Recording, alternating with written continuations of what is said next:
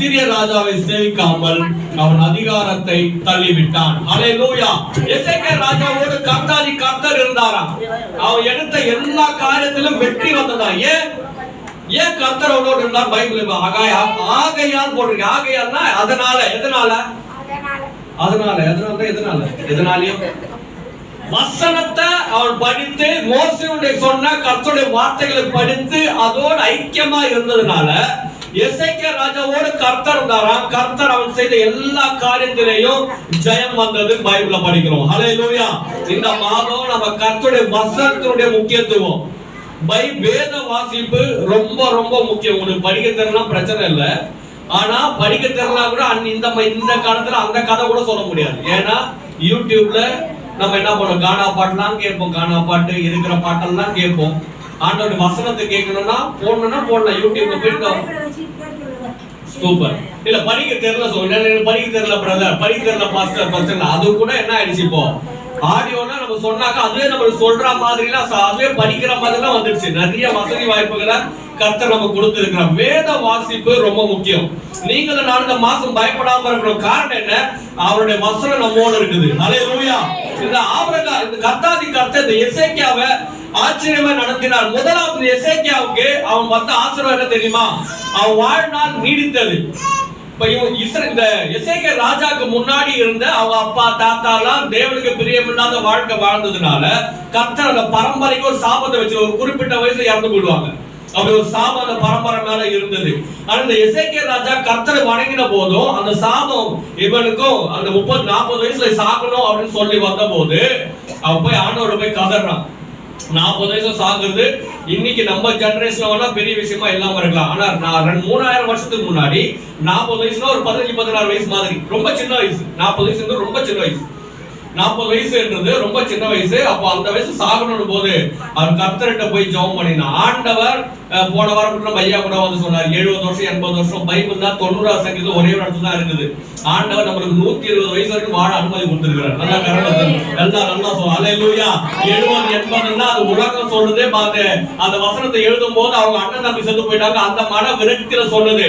ஆனா ஆண்டவர் நம்மளுக்கு 120 வயசு வரைக்கும் வாழ கேரண்டி கொடுத்திருக்கிறாரு. ஆண்டவர் 120 வயசு வரைக்கும் சொல்றாரு சொல்லிட்டு நம்ம நல்லா புல் கட்டு கட்டி 60-70 போறாம நான் சாப்பிடுவேன். ஆனா கர்த்தர் 100 வயசு வரைக்கும் வைக்கணும்னு அது வேலைக்கு ஆண்டவர் நமக்கு 120 வயசு வரைக்கும் வச்சிருக்கிறாருன்னா அது படி நம்ம சாப்பிடுறதுலாம் அந்த எக்ஸசைஸ் எல்லாம் கரெக்டா இருந்தா ஆண்டவர் நடத்துவார். நீங்களும் நான் நல்ல நீண்ட ஆயுளோட இருக்கிற கர்த்தருடைய விருப்பம். ஆமென். ஆண்டவர் நீங்களும் நானும் பரலோகம் போறதுதான் முக்கியம்னா நம்ம மனம் திரும்பி ஞானஸ்தானம் எடுக்கும் போதே கொஞ்ச நேரம் ஒரு 5 நிமிஷம் அழுத்தினாலும் போதும் பரலோகம் போயிடலாம். ஆண்டவர் அதனுடைய விருப்பம் இல்லை. ஆண்டவர் நீங்களும் நானும் நல்ல நீண்ட ஆயுளோட நல்ல ஆசீர்வாதம் பூமியில வாழணும். ஹல்லேலூயா. நீங்களும் நான் நல்ல ஆரோக்கியமா நிம்மதியா வாழணும். நீங்களும் நான் நல்ல ஆசீர்வாதம் நீண்ட ஆயுளோட வாழணும். அதனாலதான் ஏசப்பா அற்பாயுசு செத்து போயிட்டார். ஏசப்பா வயசு ஆகுமான 33 வயசு. அது ஒரு வயசா? அதெல்லாம் ஒரு 15-16 வயசு மாதிரி வாலிப வயசு. அற்பாயுசுல இந்த பூமியில செத்து மறிந்த சடலமா தொங்கினது எது தெரியுமா? அற்பாயுசு அவுட் போனது காரணம் நீங்களும் நான் நல்ல நீண்ட ஆயுளோட இந்த பூமியில இருக்கணும்ன்றதுக்காக. ஹல்லேலூயா. நம்ம பிள்ளைகள் நல்ல நீண்ட ஆயுளோட இருக்கணும்ன்றதுக்காக, நம்ம பேர பிள்ளைகள் நல்ல நீண்ட ஆயுளோட இருக்கணும்ன்றதுக்காக அந்த தேவாதி தேவன் நமக்காக அற்பாயுசுல போயிட்டார். அவர் போனதுனால நீங்களும் நான் நல்ல நீண்ட ஆயுளோட இருக்கணும். இந்த எசேக்கியா ராஜா அவன் சாக போறான்னு சொல்லி ஆண்டவர் சொன்ன போது அவன் தேவனுக்கு போய் ஜெபம் பண்ணின போது ஆண்டவர் அவனுக்கு கொடுத்த வாக்குத்தத்தம் ஏசாயா 38 அதிகாரம் 5வது வசனம். ஏசாயா 38:5. நீ போய் எசேக்கியாவை நோக்கி உன் தகப்பனாகிய தாவீதின் தேவனாய் இருக்கிற கர்த்தர் சொல்லுகிறது என்னவென்றால் உன் விண்ணப்பத்தை கேட்டேன், உன் கண்ணீரை கண்டேன். இதோ உன் நாட்களோடு 15 வருஷம் கூட்டுவேன். அவன் சாக போறதுக்கு நேரத்துக்கு முன்னாடி ஆண்டவர் 15 வருஷத்துக்கு அவனுக்கு கூட்டி கொடுத்தார். ஹல்லேலூயா. நீங்களும் நானும் ஆராதிக்கிற தெய்வம் நம் பலவீனங்களை மாற்றுகிறவர். நேத்து ஒரு குறிப்பிட்ட சகோதரி ஜோதி அம்மாவை பார்த்து அவங்க பலவீனத்துல அவங்க ஹாஸ்பிடல்ல அட்மிட் ஆகி அவங்களுடைய லங்ஸ் எல்லாம் ஃபுல்லா பாதிக்கப்பட்டு இன்னும் கொஞ்ச நாள்ல நீங்க இறந்துருவீங்க அவங்க பையனுக்கு எல்லாம் கல்யாணம் எல்லாம் நடத்துறதுக்கு எல்லாம் ஏற்பாடு பண்ணிட்டு இருந்தாங்க. அவங்க கிட்னி எல்லாம் போயிட்டு பலவீனப்பட்டு ஹாஸ்பிட்டல் இருந்தாங்க. நானும் டேவிட் கூட்டு போய் ஜெபம் பண்ண போனேன். அவங்க போய் ஜெபம் பண்ணிட்டு, சகோதரி நீங்க அதெல்லாம் கவலைப்படாது, கர்த்தர் நீண்ட ஆயுள கொடுப்பார், ஆசீர்வாதமா இருப்பார் சொல்லி கர்த்தர் இன்னைய வரைக்கும் அவங்க நல்லபடியா உயிரோட ஆரோக்கியமா வேலை செஞ்சு அவங்க பையனுக்கு எல்லாம் கல்யாணம் பண்ணி நடத்தும்படி கர்த்தர் அனுகிரகம் பண்ணியிருக்கிறார். ஹல்லேலூயா. நீங்கள நான் ஆராதிக்கிற தெய்வம் நம்ம நல்ல நீண்ட ஆயுளோட ஆரோக்கியமா நிம்மதியா வாழ்ந்துகிறவர். அதனால்தான் எசேக்கியா ராஜாவை போய் ஜெபம் பண்ணின போது, ஆண்டோட வசனத்தோடு கூட ஐக்கியப்பட்டிருக்கிற எசேக்கியா ராஜா ஜெபம் பண்ணின போது அவன் ஆயுளோடு 15 வருஷத்தை கூட்டி கொடுத்தாராம். மோசேயுடைய வாழ்க்கையை நம்ம பார்க்கும்போது, மோசே பலவிதமான பொல்லாத மனுஷனுடைய உபத்திரவங்களாம் பார்த்து, ஆண்டவரே என்னை எடுத்துக்கங்க ஆண்டவரே, நான் செத்துறேன்னு சொன்ன போது ஆண்டவர் அவனை ஆசீர்வதித்து, அவன் நீ சாக கூடாது, நீ நல்லா இருக்கணும்னு சொல்லி 120 வயசு வரைக்கும் 34வது 7வது வசனம் சொல்லுகிறது. மோசே மரிக்கிற போது 120 வயதாயிருந்தான். அவன் கண் இருளடையவும் இல்லை, அவன் கண்கள் இருளடையவும் இல்லை, அவன் பலன் குறையவும் இல்லை. ஹல்லேலூயா. அவன் ஆண்டவர் மோசே 120 வயசு வரைக்கும் வச்சாரு. அது மட்டும் இல்ல, அவன் பலன் குறையவே இல்லை.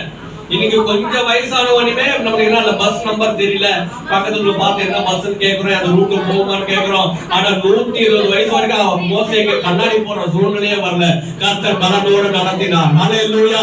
நீங்கள நான் ஆராதிக்கிறது வெறும் நம்மளுக்கு பலனோட நீண்ட ஆயுள் மட்டும் இல்ல, அந்த ஆரோக்கியமான நிம்மதியான வாழ்க்கையை தர அவர் வல்லம் விடுவார். இரண்டாவது 2 ராஜாக்கள் 19:5 வாசிக்கிறோம்.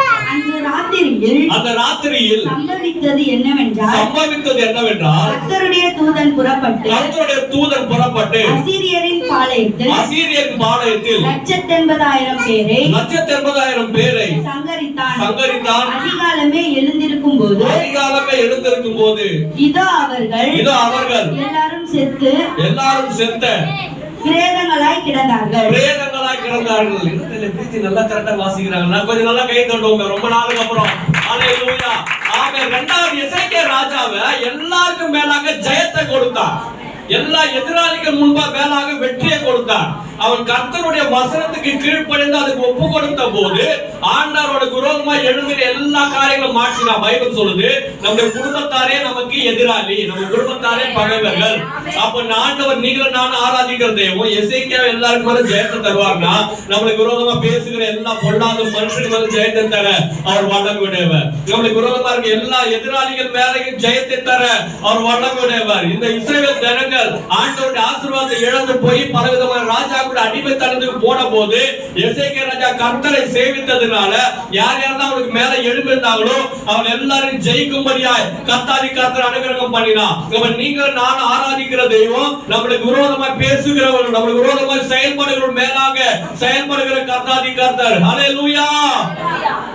எங்க பாஸ்டர் ஒரு முறை அவர்கிட்ட கொஞ்சம் அசிஸ்டன்ட் பாஸ்டராவா ஊழியர் சர்ச்சில் ஊழியெல்லாம் பண்ணிட்டு இருந்தவருடைய பொண்ணு கல்யாணத்துக்கு அப்போ என்ன பண்ணிருந்தாரு, இந்த பெரிய பாஸ்டரை அந்த கல்யாணத்துக்கு வரேன்னு சொல்லிட்டு ஊரெல்லாம் சொல்லி எல்லாரும் அந்த கல்யாணத்துக்கு எல்லாம் வர வச்சுட்டாரு. அந்த நேரத்துல பார்த்து கவர்மெண்ட்ல இருந்து இந்த டாக்ஸ் எல்லாம் பண்ணி நீங்க கவர்மெண்ட்டுக்கு உடனே அந்த ஆபீசர்லாம் வந்து பார்க்கணும்னு சொல்லிட்டு அவர் கூப்பிட்ட போது அவர் வந்து தாய்கிட்ட சொன்னார், தாஸ் பிரதர் இந்த கவர்மெண்ட் உடனே கூப்பிட்டுருக்காங்க, என்னால இந்த கல்யாணத்துக்கு வர முடியாது, நான் என்னோட அசிஸ்டன்ஸ் அனுப்பிச்சு வைக்கிறேன், அவங்க நல்லா நடத்துவாங்க. அந்த பாஸ்டர் அந்த ஊழியம் பண்ண பிரதர் வந்துச்சு கோபம்.